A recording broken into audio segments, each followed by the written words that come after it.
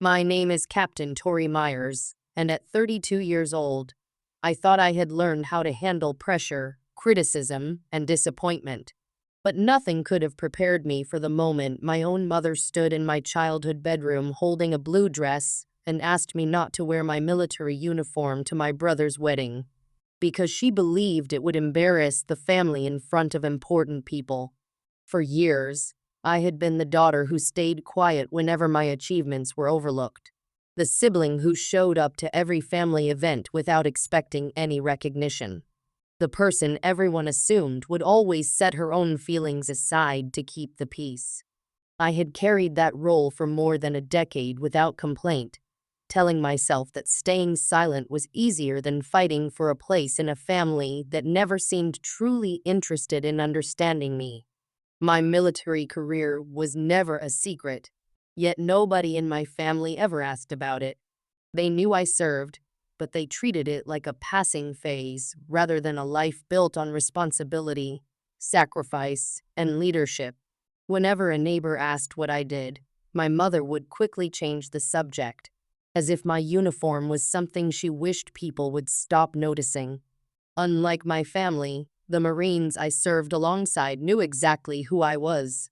They knew my strengths, my failures, and the hard moments we had survived together.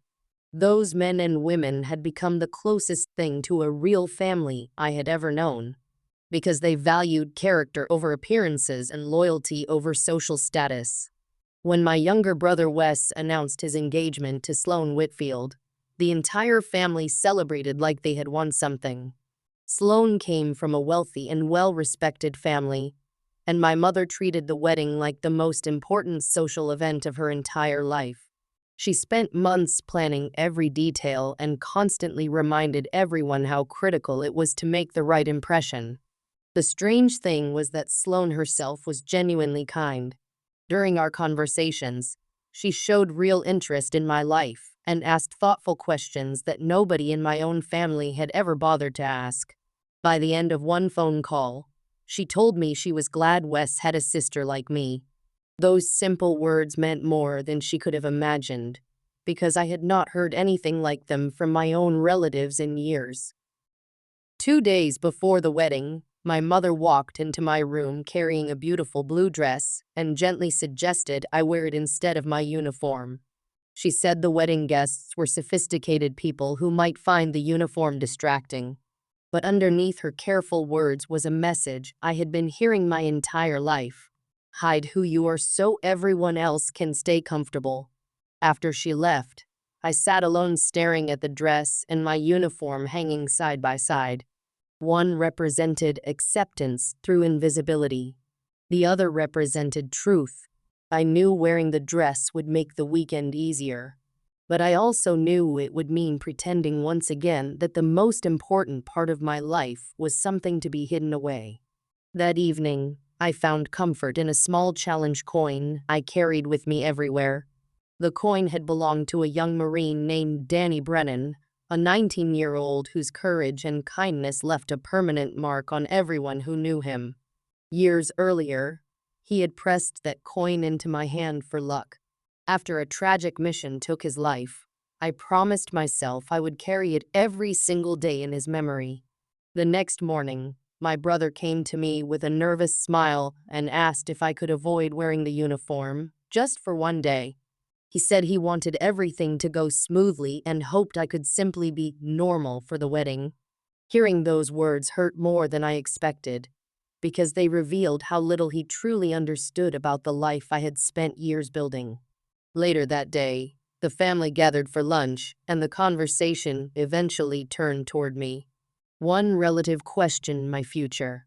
Another suggested I find a real career. Several others spoke about my service as if it were an unusual hobby rather than a serious profession. I sat quietly through all of it, realizing once again how comfortable they had become with dismissing everything I had accomplished. That afternoon, standing alone in my childhood bedroom, I finally tried on the blue dress. Looking into the mirror, I saw someone polished, pleasant, and completely unrecognizable. The reflection staring back at me looked like the version of myself my family preferred, A version without edges, without history, without sacrifice or identity. Just when I was convincing myself to wear the dress and avoid the conflict, my phone buzzed with a message from my Aunt Diane. She had sent a screenshot from a family group chat, one that included everyone except me. The words on that screen changed everything I believed about my place in this family. The moment I finished reading, I understood that the choice in front of me was no longer about clothing. It was about whether I would keep allowing other people to decide who I was. The screenshot revealed a conversation that felt like a betrayal written out in plain text. My mother had told relatives not to encourage me to wear my uniform. She had described the military as embarrassing, and she had arranged for me to be seated at a table in the back of the reception hall, where I would attract as little attention as possible. What hurt most was seeing that nearly everyone had read those messages, and almost nobody had objected. For a long time, I sat on the edge of my bed reading those words over and over again. I expected anger. I expected tears or heartbreak. But what I felt instead was clarity.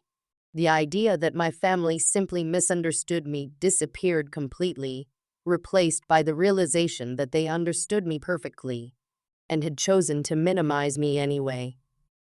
The wedding day arrived bright and beautiful, and despite everything, I attended the ceremony quietly, in simple clothing. I sat near the back and watched my brother exchange vows with the woman he loved.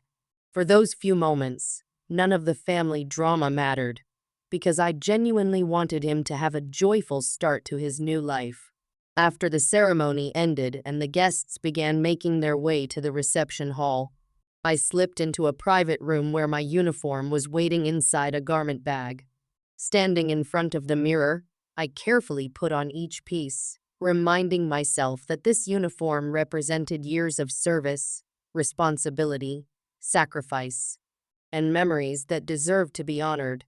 For the first time in my life, I chose to be myself over being comfortable. Just as I was about to leave the room, my mother walked in.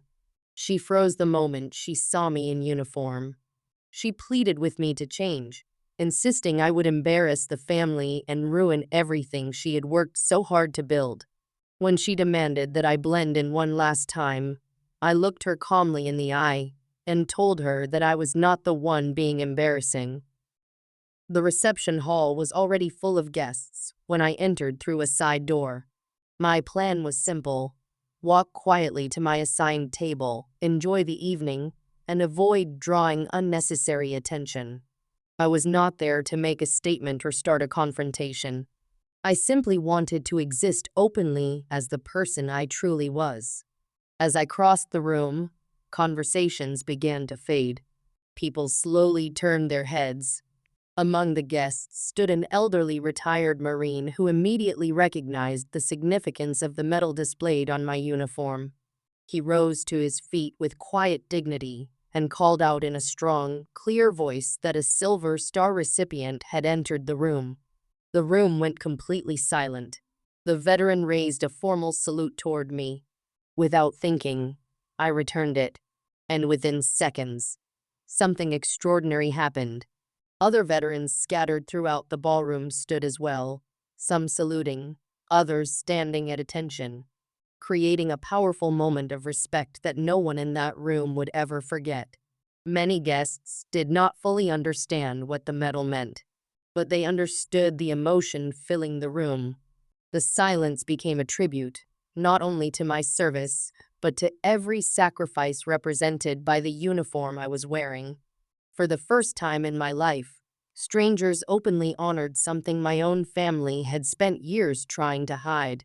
The Whitfield family patriarch stepped forward and welcomed me warmly. He explained that generations of his family had served in the military and that honoring those who wore the uniform was a tradition they held sacred. In a single moment, my mother's assumptions completely fell apart, because the very people she had been trying so hard to impress valued exactly what she had spent years dismissing. Trying to recover, my mother suddenly announced how proud she was of me and attempted to take some credit for my accomplishments. But the room had already witnessed the truth, and no carefully chosen words could rewrite a decade of neglect. When she quietly begged me not to embarrass her, I simply reminded her that she had spent years treating my service like something that needed to stay hidden. Wanting the focus to shift to what truly mattered, I reached into my pocket and held up Danny Brennan's challenge coin.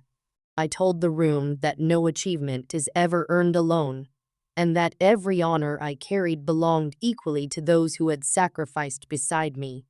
The room listened in complete silence as I spoke briefly about the young Marine whose memory I carried with me every day. Afterward, my brother came to me with tears in his eyes and admitted something he should have said years earlier. He confessed that he had never taken the time to ask about my experiences, my service, or the sacrifices behind the uniform.